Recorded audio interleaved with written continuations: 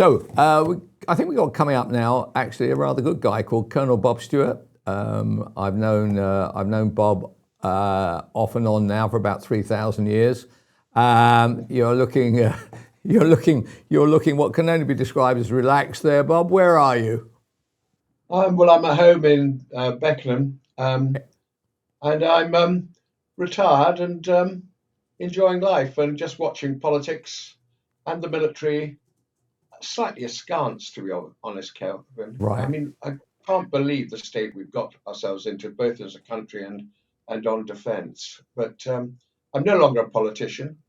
Um, How did you enjoy it? If you come from a background where orders are orders, and actually then you find yourself in an environment where orders are to be discussed before being advanced. mm, How did you find dealing with that? I did it my own way anyway. But I was you didn't do concerned. that when you were in the army though, did you? You I did did, actually. did I you? did. I mean, my father, when I went to Sandhurst, he was a decorated RAF officer. Right. He said to me, Robert, remember this: the Queen gets diarrhea. I'd always look downwards before you look upwards. And what he was essentially saying was never be impressed by anyone just because of their rank or their position. And I'm like you aren't either, and I'm not. And always care about the people for whom you have responsibility as your first priority before looking after yourself. I hope I did that. I feel I did. And so, my father's gone, of course, but I hope I did him proud there. All right. Well, that's a nice thing to say. So we move on to the politics of where we are today. Um, watching us not able really to fill the bucket up is an embarrassment, isn't it? I mean, it's a danger, but it's also an embarrassment. What is it about our country? And I blame the period of time that you were in office, to be honest. Cameron and Yeah. co hated the military, didn't understand it, and actually pared it right back. And it sits uneasily with me watching ex-conservative politicians, actually ministers, saying X, Y, and Z, saying, "Oh, isn't it disgusting?" and all the rest of it. Tell me this. Well, I Go take on. your point entirely. I mean, throughout my period, which was 14 years in Parliament, Yeah. I consistently argued from the backbenchers that we didn't pay enough money for defence. I mean, I always, when I was on Defence Committee and after that, I always argued that we required to spend more on defence. You see, Kelvin, three of my family are actually serving at this moment. And so I've got Where skin are in they this game. serving? Where are they serving, Bob? Well, one is in Cyprus, Yeah. flying typhoons. Okay. One is in Lossiemouth doing something, and my son's in the Royal Marines, and um, you know he's not allowed to say where he is most of the Right. time. Okay, that's fine. And so you're totally committed to, right, both through your family and everything, but actually more importantly, why is it that we seem to always be able to find money for some obscure kind of benefit, and yet we these days it's a matter of cutbacks in our country in all, for roads not being built or something not going to happen, right, in order to do the most minimal of defence these days. And why is it that we appear to have got on the wrong side of the technologies? We're now boasting about drones and the like. You could have looked out the window the last 4 years, or last 3 years anyway, and seen what other countries were able to defend. Actually, smaller countries are able to fight back in an incredible manner. I mean, Iran against the US, for instance, with drones, but actually more importantly, closer to us is Ukraine. Why are we suddenly producing all this at a time when you would have thought we could have just done it without any great phalanx? Well, Kelvin, it's because most people haven't worried about defence. We've lived in a pretty soft and enjoyable society for a very long time. Right. We've never been under real threat. Those countries that are under real threat in NATO have substantially increased their defence spending. We haven't, and it doesn't look like we're going to either. I mean, speaking to not just my family, but I've still got very close ties with the army in particular. And what's actually happening on the ground, we're always talking about defence and 3.5%, 2.7%. But actually, on the ground, the units aren't able to train. They haven't got the vehicles that they require to train, and they certainly haven't got the fuel or the ammunition. And so, consequently, they're not up to speed. And our armed forces aren't good enough. I mean, I heard the case the other day of a Ukrainian soldier that said, "We go over to the United Kingdom and we're trained by the army of the United Kingdom.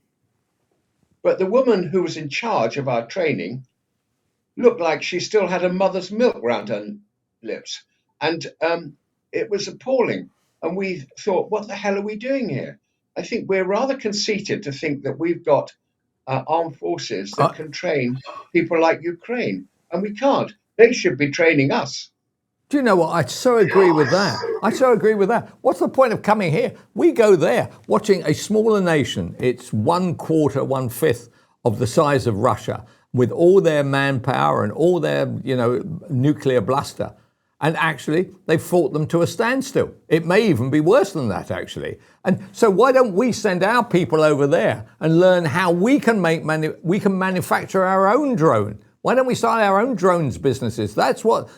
When Ukraine was denied the American armament, they said, right, we'll make it ourselves. However, they have done. Yeah. They have done. I'm very it's not just them. Their soldiers are just superb. I met the Special Forces Brigade the other day, right. and they were just, I met them in London, they were visiting, and I was terribly, terribly impressed. Now, we've got incredibly good Special Forces, and they are still world beating. But the rest of the Army, the rest of the Navy, the rest of the Royal Air Force, when we can't even get a bloody ship out to Cyprus, in 3 weeks, what the hell's going on? It's just, we're in a parlous state. When you go down to Portsmouth or Plymouth and you look at all these ships with tarpaulins over them, they're actually sitting there doing nothing. When I go back to my old regiment, the complaint is we're sitting on our backside. We're not even, in order to keep soldiers motivated, they've got to do things. They can't go on training because they haven't got the money to do it. And they haven't got the resources. And it's right down at the bottom that worries me, as much as the sort of macro stuff about 3.5 of GNP and 2.7 of GNP. Right down at the bottom, those people on which we would rely, which is soldiers, regardless of anything else, and drones and electronic warfare and armor, AI and all that stuff. I tell you what, you can't do. You can't protect people with bloody drones. In the end, you've got to have soldiers on the ground, boots on the ground, and we ain't got the boots. When I commanded my battalion, and that was 1992 to 1994, there were 525 soldiers in that battalion. When I joined that battalion in 1969, there were 750. It was still called a battalion, and politicians refer to, battalions and things like that, but the battalions have been hollowed out. They ain't got the power they used to have.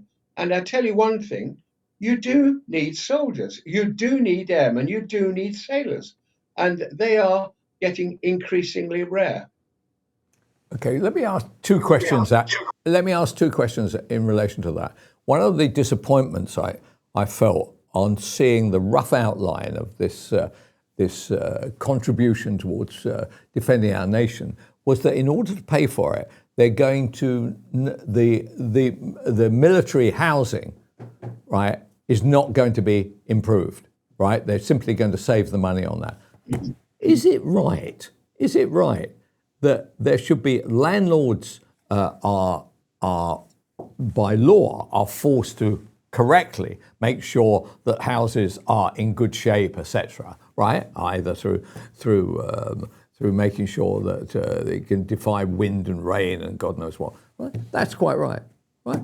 Why aren't we saying that people who are supposed to be going out to fight for us, are prepared to give blood for our country, aren't living in decent circumstances with their families? I found that an impossible saving that, and surely is likely to drive more men and women out of the army, out of all forms of armed forces than ever.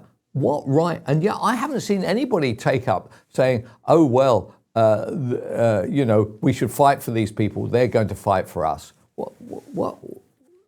What has happened to that totally contract? agree with you. When you are in the front line, and there are men and women in the front line, the one thing they require for their morale is that their families are okay back home.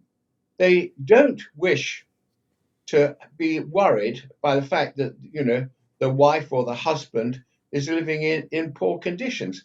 It is absolutely part of the whole package, and Yeah. if they're doing that, it is utterly wrong that we're cutting back on that. I mean, the fact of the matter is, welfare in this country costs us so much. I didn't hear one thing, not one bloody thing, about actually taking the money out of the welfare package or net zero or anything else like that. It is just unacceptable, because actually there's apparently some sort of 5 billion black hole in the third 15 billion that's been allocated to defense that they can't find.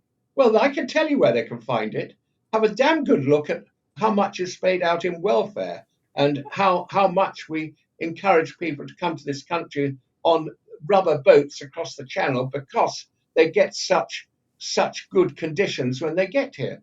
I mean, that's what, but there was not one mention of that, not one. And I just thought, hell's teeth, what the heck's going on? I tell you what, while we've been talking, there's some, and you get this all the time. It's a very strange aspect to our world that there are a number of people in the UK, not many, but they're pretty vociferous, who take the view that Ukraine is actually that lies have been told, and that Ukraine is a terrible place, and that Russia is right, and invading there's nothing wrong with it, and it's always been part of Russia, and all the rest of it. What causes people in our country to believe that? I've just seen a text up there saying that describing Ukraine as a Ponzi scheme, which has made Zelensky rich. Huh? And this one come up here: Ukraine isn't as cut and dried as the mainstream media have made people believe. Honestly, what is it about Ukraine that seems to cause so much discomfort? Well, as they're watching this program, perhaps they ought to look at the facts of actually what's happening.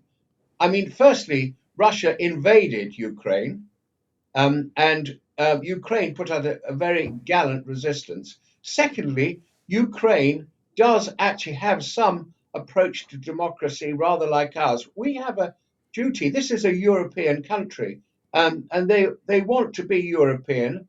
And I just don't get why people think that Russia, that clearly wants to subordinate Ukraine to Moscow, is actually they can support it in any way. I just don't get it.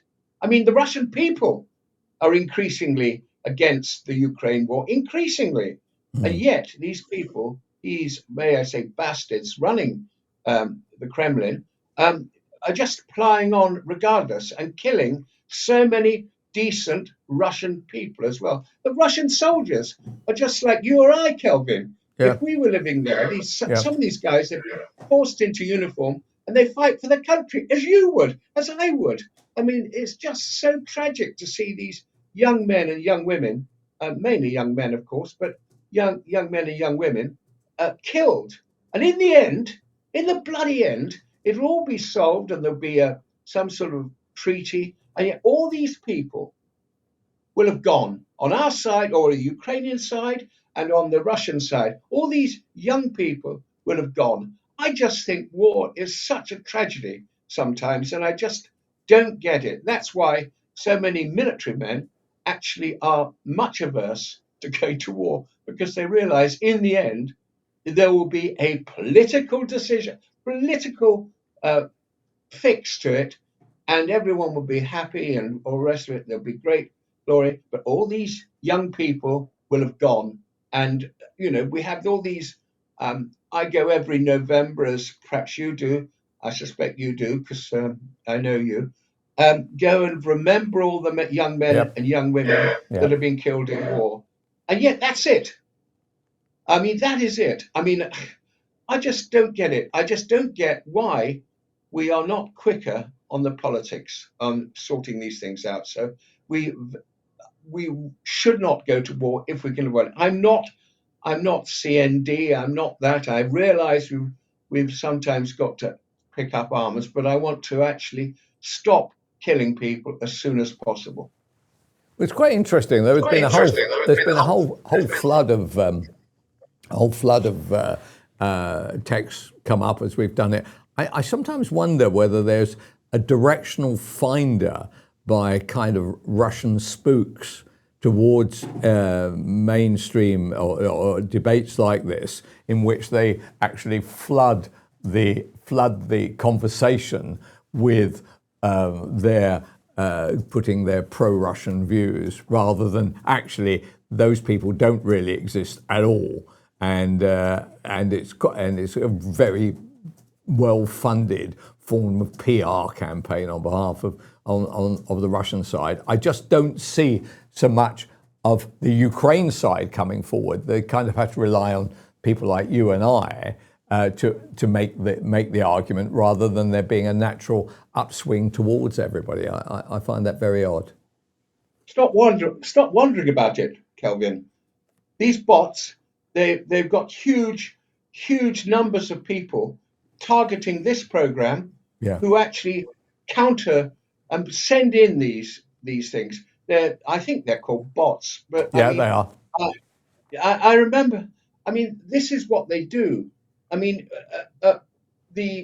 when I looked at it when I was an MP, I looked at actually the Chinese, and in Mongolia or somewhere like, not Mongolia, Yeah. Manchuria, they Yeah. had a whole division of the Chinese whose simple task was to penetrate through, to the UK, come onto the internet, and actually interfere with things like electricity supplies, companies, targeting companies. I mean, these people, it is an industry, and a very big industry in places like Russia, China, and Iran, and North Korea. A big industry and Yeah. growing. Right, I've just seen a funny line come up there. A lady who had sent in, a lady called Patricia Young. If she's out there, Patricia, hello. And if you turn out to be Arthur, then I apologise to you. But Patricia Lowe, she says, she said on there, I'm not a bot.